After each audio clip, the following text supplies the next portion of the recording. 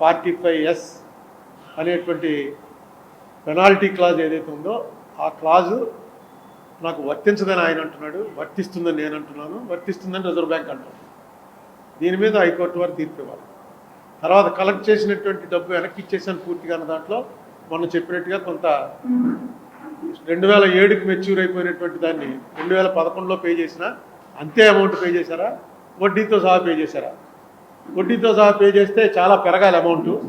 అయితే ఆయన 2007లో ఏదైతే చెప్పారో దానికన్నా ఒక 50 కోట్లు మాత్రమే పెరిగినట్టుగా ఆయన ఇచ్చిన లెక్కల్లో ఉంది. దాన్ని కూడా మొత్తం బయటికి తీసేటువంటి అవకాశం వచ్చింది. అలాగే దాదాపుగా 2007లో ఒక 300 బాక్సులు 2007లో కృష్ణరాజు గారు వాళ్ళు చేసినటువంటి కృష్ణరాజు అనేటువంటి ఒక IPS ఆఫీసర్ గారు చేసిన ఇన్వెస్టిగేషన్లో సుమారుగా 300 బాక్సులు, అది ఎవరో రామోజీరావు గారు వేసినటువంటి పిటిషన్లోనే చూశాను. 300 బాక్సుల్లో వాళ్ళకి సంబంధించినటువంటి అన్ని ఫైల్స్ తీసుకెళ్ళి ట్రయల్ కోర్టు ముందు ఉంచారు. కేసు రాజశేఖర రెడ్డి గారు మామూలుగా ఏదో వేధింపు చర్యల్లాగో లేకపోతే రామోజీరావు మనకు వ్యతిరేకం కాబట్టి ఎప్పుడూ మన తిడుతుంటాడు కాబట్టి అన్న పద్ధతిలో చేయలేదు.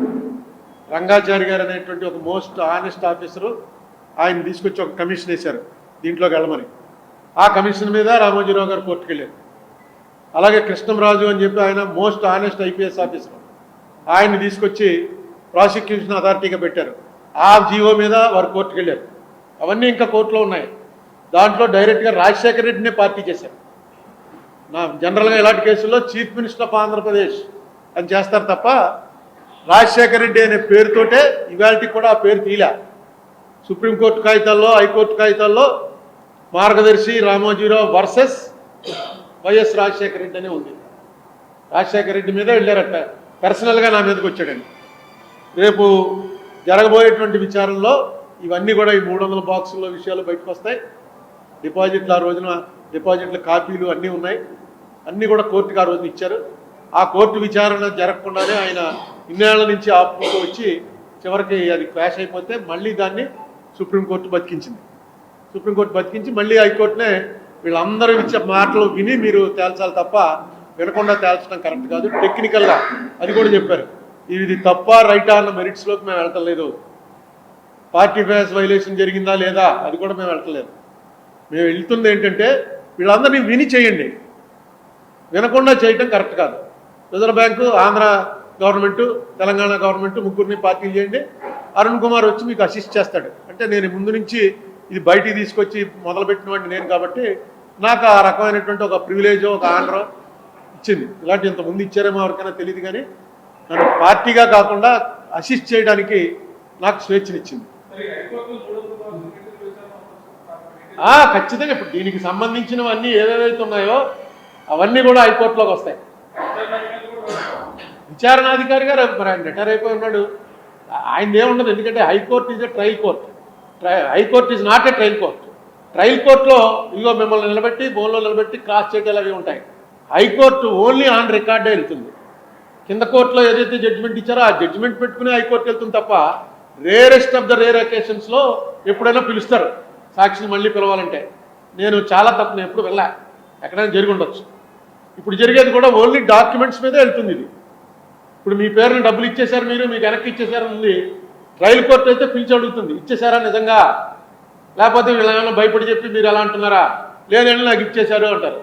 ఎలా ఇచ్చారు, క్యాష్ ఇచ్చారా, చెక్ ఇచ్చారా, చెక్ ఇస్తే ఏ బ్యాంక్ చెక్ ఇచ్చారు, ఇవన్నీ కూడా ట్రయల్ కోర్టులో జరుగుతాయి సాక్షి విచారణలో. హైకోర్టులో ఇవేమి ఉండవు. ఇచ్చాయో లేదో డాక్యుమెంటే, ఇగోనండి ఇన్ని చెక్కులు, ఇగో ఇంతమందికి ఇచ్చాం. ఇప్పుడు ఆల్రెడీ ఆయన ఒక 75 దస్త్రాలు పంపించారు. ఒక్కొక్క దాంట్లో అంటే 2,70,000 పేర్లు, ఎవరెవరికి ఎప్పుడెప్పుడు అమౌంట్లు ఇచ్చారన్నది మొత్తం అంతా కట్టలు కట్టి బుక్స్ అన్నీ వస్తాయి మన ఆఫీస్కి. నాకు ఇచ్చారు, స్టేట్ గవర్నమెంట్కి ఇచ్చారు, తెలంగాణ గవర్నమెంట్కి ఇచ్చారు, మొత్తం అన్నీ. వాటిలో చూడాలి, వాటిలో ఆల్రెడీ నేను రాజమండ్రి పేర్లన్నీ తీశాను. ఆల్మోస్ట్ కోట్ల మీద రూపాయలు వేసిన వాళ్ళు కూడా ఉన్నారు.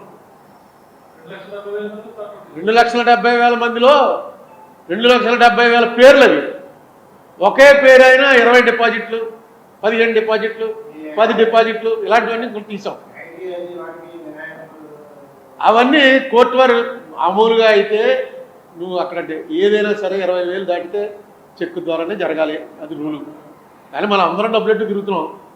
దాంట్లో ఏదైనా గవర్నమెంట్ కనుక ఫీల్ అయితేనే పట్టుకుంటారు. ఈవేళ నువ్వు కోటక మంది రాపి జేబులు చెకింగ్ మొదలెట్టావంటే 20,000 దాటిన వాళ్ళందరినీ అరెస్ట్ చేయొచ్చు. క్యాష్ క్యారీ చేయకూడదు, క్యాష్ పట్టుకెళ్ళకూడదు, అది రూల్ పెట్టారు. 20,000 నుంచి ట్రాన్సాక్షన్, క్యాష్ ట్రాన్సాక్షన్ చేయకూడదు. 50,000 చేశారా? 50,000 ఓకే. 50,000 carrying 50,000 transaction. అదే నాకు అంత క్లియర్గా తెలియదు. కానీ దాని మీద కూడా కేసు ఉంది. మార్గదర్శి వారు డబ్బులు తీసుకుని ఒక వ్యాన్లో డబ్బులు పట్టుకెళ్తున్నారని ఆ వ్యాన్ ఆఫ్ చేసి, ఆ వ్యాన్ పర్టికులర్స్ బాంబే వ్యాన్, ఎందుకంటే ఇలా సెక్యూరిటీ వ్యాన్లు ఇక్కడ లేవు. బాంబేలో ఒక కంపెనీకి ఉంది. ఆ బాంబే కంపెనీ వచ్చి మన క్యాష్, ఇప్పుడు బ్యాంక్ నుంచి క్యాష్ ఇంకో బ్యాంక్ లాకర్లో మార్చాలంటే బ్యాంక్ వాడు సెక్యూరిటీ తీసుకెళ్తాడు. అది ప్రైవేట్ వాడు ఏం చేస్తాడు? ఆ బాంబే కంపెనీని హైర్ చేస్తాడు. ఆ బాంబే కంపెనీ దగ్గర అన్నీ చేశారు. అప్పుడు మీకు 2007, 2008లో ఈ బాంబేలో ఏ కంపెనీ దగ్గర హైర్ చేశారు, ఎంతెంత డబ్బు పట్టుకెళ్ళారు, ఆ డబ్బు అంతా కూడా ఎవరి దగ్గర కలెక్ట్ చేశారు, ఇవన్నీ కూడా ఉన్నాయి. ఇవన్నీ బహుశా ఆ 300 బాక్సుల్లో ఇవన్నీ ఉండుంటాయి. ఇప్పుడు ఆ బాక్సులన్నీ కూడా రేపు హైకోర్టు ముందు విచారణకు వస్తాయి. ఆ బాక్సుల్లో ఏ మెటీరియల్ ఉంది ఏంటి అన్నీ కూడా విచారణకు వస్తాయి.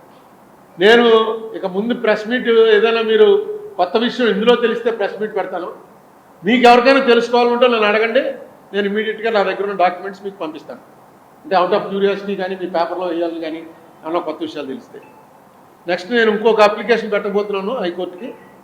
ఈ మొత్తం విచారణ లైవ్ టెలికాస్ట్ అమ్మని ఇప్పుడు సుప్రీంకోర్టులో మనకి డైరెక్ట్గా వస్తుంది. కానీ అది ఎవరెవరికైతే వాళ్ళు ఎలిజిబిలిటీ ఇస్తారో, అందులో ఎవరో ప్లేటర్లు ఎవరో, లేకపోతే అందులో ఎవరో పార్టీలు ఎవరో, వాళ్ళకే వస్తుంది తప్ప కోడ్ అందరూ చూడటానికి ఉండదు. నేను ఏం కోరబోతున్నానంటే హైకోర్టుని, ఇది సెన్సేషనల్ కేసు కాబట్టి ఇది మొత్తం యూట్యూబ్కి లైవ్ ఇచ్చేయండి. ఆ యూట్యూబ్కి లైవ్ ఇవ్వడానికి కనుక కోర్టు వారికి ఏదైనా ఎక్స్పెండిచర్ ఇది ఎందులో రాయాలి, ఎలాగా ఇది ఫస్ట్ ఆఫ్ ఇట్స్ కైండ్ అవుతుందా అని అనుమానాలు ఉంటే నన్ను అసిస్ట్ చేయమని సుప్రీంకోర్టు వారు చెప్పారు. కాబట్టి నేను కోరేది ఏంటంటే దానికి అయ్యే ఎక్స్పెండిచర్ నేను పెట్టుకుంటాను. ఏముండదు ఎక్స్పెండిచర్, ఇలా వచ్చి ఒక కెమెరా పెడతారు, మీరు యూట్యూబ్కి లైవ్ ఇచ్చేస్తారు. ఇప్పుడు అందరూ ఇచ్చేస్తున్నారు కదా, యూట్యూబ్కి లైవ్ ఇచ్చేస్తారు. దానివల్ల ఏంటంటే ఇలాంటి సెన్సేషనల్ కేసుల్లో అసలు ఎలా జరుగుతుంది, హైకోర్టులో విచారణ ఎలా జరుగుతుంది. మేము మామూలు కేసులు అయితే వాళ్ళు పట్టించుకోరు. ఇది రామోజీరావు గారికి ఉన్నటువంటి పేరు ప్రఖ్యాతులు, ఆయనకు ఉన్నటువంటి సెలబ్రిటీ స్టేటస్ని బట్టి రామోజీరావు గారి కేసు ఇట్రా అని చెప్పి చాలామంది రాష్ట్రంలో ఉన్న ప్రజలు, తెలుగు మాట్లాడే వాళ్ళు, వేరే ప్రదేశాల్లో ఉన్న వాళ్ళు కూడా ఆసక్తిగా చూస్తారు. తెలుస్తాయి అసలు ఈ చట్టాలు ఏంటి, బ్యాంకు ఆర్బీఐ చట్టాలు ఏంటి, ఎలా కలెక్ట్ చేయొచ్చు, కలెక్ట్ చేసిన డబ్బు ఎలా ఉంచాలి, దాంతో ఏం చేయొచ్చు, ఈ విషయాలన్నీ కూడా కూలంకషంగా తెలుసుకోవాలంటే దీన్ని లైవ్ టెలికాస్ట్ యూట్యూబ్ ద్వారా ఇవ్వమని చెప్పి ఒక అప్లికేషన్ పెడతాను. నాకు కోర్టు వారు అంగీకరిస్తారనేటువంటి నమ్మకం ఉంది. టీవీ వాళ్ళు ఎవరు కావాలంటే వాళ్ళు ఒకసారి యూట్యూబ్కి ఇచ్చేసిన తర్వాత ఈటీవీ వారు పెట్టుకోవచ్చు, ఇంకా వారికి వ్యతిరేకంగా సాక్షి వారు పెట్టుకోవచ్చు. ఎవరు మట్టుకు వాళ్ళు ఎవరు కావాలంటే వాళ్ళు ఫ్యాక్ట్ చూపించడానికి ఉంది, ఎవరైనా చూపించుకోవచ్చు. ఏది అంటే యాక్చువల్గా జడ్జిమెంట్ ఇచ్చింది నా కేసులోనే ఇచ్చారు. డిలే కండోన్ చేసింది కూడా నా కేసులోనే డిలే కండోన్ చేశారు. మీకు పంపిన ఆర్డర్లో ఉంటుంది చూడండి, ఫస్ట్ లైనే ఉంటుంది. నాది అరుణ్ కుమార్ వర్సెస్ మార్గదర్శి అనే ఉంటుంది. స్టేట్ గవర్నమెంట్ వచ్చింది తర్వాత, కానీ దాని మీద స్టేట్ గవర్నమెంట్ 3 years లేట్గా వచ్చిందని చెప్పి చాలా పెద్ద ఆర్గ్యుమెంట్ చెప్పారు ప్లేటర్లో. కానీ జడ్జి గారు అసలు ఆంధ్రప్రదేశ్ గవర్నమెంట్ వారి డిలే గురించి కానీ లోకల్ స్టాండింగ్ గురించి కానీ వారు అసలు పరిగణనలోకి తీసుకోవాలి. నాది మాత్రం డిలే కండోన్ చేశారు. ఎప్పుడైతే ఈ కేసులో జడ్జిమెంట్ డెలివరీ చేశారో, ఆర్డర్ డెలివరీ చేశారో, లోకల్ స్టాండింగ్ ఉన్నట్టే లెక్క. నాకు arbitrator is different. Arbitration is out side the court. ఇది కోర్టులో మామూలుగా ఇలాంటి వాటిలో ఏం చేస్తుంటారంటే అక్కడ ఉన్నటువంటి బాగా సీనియర్ అడ్వకేట్, కాన్స్టిట్యూషనల్ ఎక్స్పర్ట్లు అలాంటి వాళ్ళకి ఇస్తారు ఈ అవకాశం.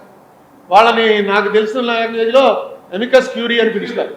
ఎమికస్ క్యూరీ అని ఒక కేసులో చాలా తీవ్రంగా విచారణ జరుగుతుంది అనుకో, ఇప్పుడు కాశ్మీర్ ఇష్యూ, రేపు మన ఏపీ రీఆర్గనైజేషన్ ఇష్యూ వచ్చిన ఇలాంటి ఇష్యూల్లో ఏంటి ఆర్టికల్ 3 ప్రకారం ఎలా చేయాలి అన్నది జరుగుతుంటే అక్కడ ఆ టైంకి నాని పాల్కే వాళ్ళో, లేకపోతే ఆయన సోలీ స్వరాబ్జీ, నారిమన్నం ఇలాంటి వాళ్ళు ఎవరన్నా కూర్చుంటే వాళ్ళని తక్కువ అడుగుతారు, what is your opinion, you please come at with the opinion with affidavit అని ఏమైనా అన్నారనుకో, వాళ్ళని అమికస్ క్యూరీ అని పిలుస్తారు.